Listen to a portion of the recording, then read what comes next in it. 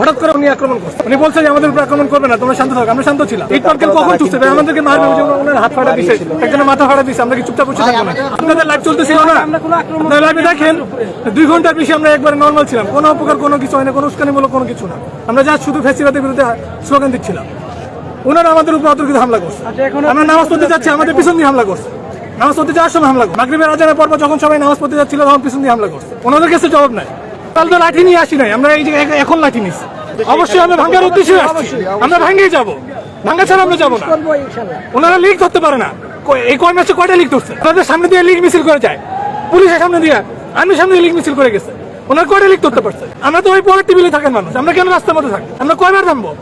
কদিন পর কোনো না কোনো একটা ঝামেলা করে আমাদের রাস্তা নামা লাগে। আসলে আমি সকাল থেকে ছিলাম না, আমি আসছি বিকালে। যখন আমি দেখছি আমার ভাইদের উপর আক্রমণ করা হচ্ছে তখন আমি আসছি। 32 নম্বর তো ভাঙে দেওয়া হয়েছে, তো 32 নম্বরের বাকি অংশটা ভাঙলে সমস্যা। এটা সরকারের পক্ষ থেকে ভেঙে দেখ, সরকারের পক্ষ থেকে ভেঙে দেখ। এটাতে এমন কিছু না যে এটা মানে জাতীয় কোনো কিছু না, এটা কোনো স্মৃতিশোধ না, এটা কোনো মানে শহীদ মিনার না যেটাকে আমাদের রেখে দেওয়া লাগবে। এটা ফ্যাসিবাদের রাস্তা, এটা ঘুরে সরকার থেকে কেন ঘুরে দিবে না? কেন ভাঙবো? আমরা এটা ভাঙবো, আমরা ভাঙবো, আমরা এটা ঘুরে দিব। সেনাবাহিনী ভেঙে দিক, আমরা কোথাও যাবো না। আমরা এক পাও যাবো, ভেঙে দেখ।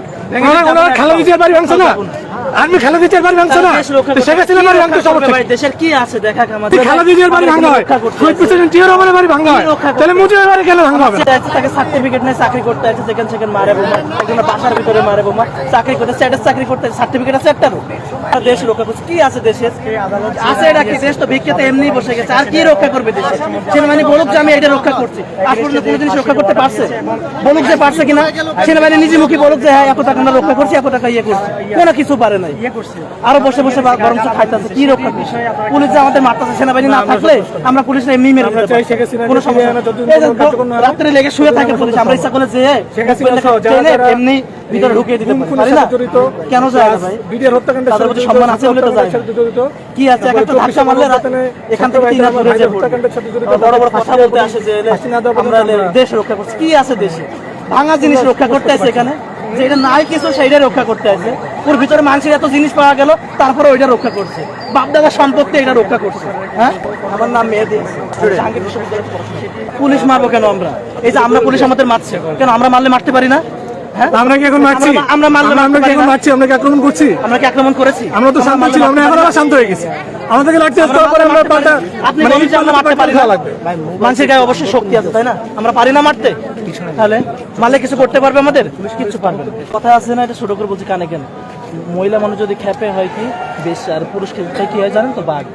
ঠিক আছে, আমরা সাধারণ জনগণ, আমরা সাধারণভাবে আসছি, আমরা কোনো ঐক্যবদ্ধভাবে আসি না, আমরা কোনো রাজনৈতিক চক্রে জড়িত না, আমরা কোনো কিছু না, আমরা জানি না কেন ছাড়বো। আমরা তো এটা ভাঙতে আসছি, ভেঙে যাবো।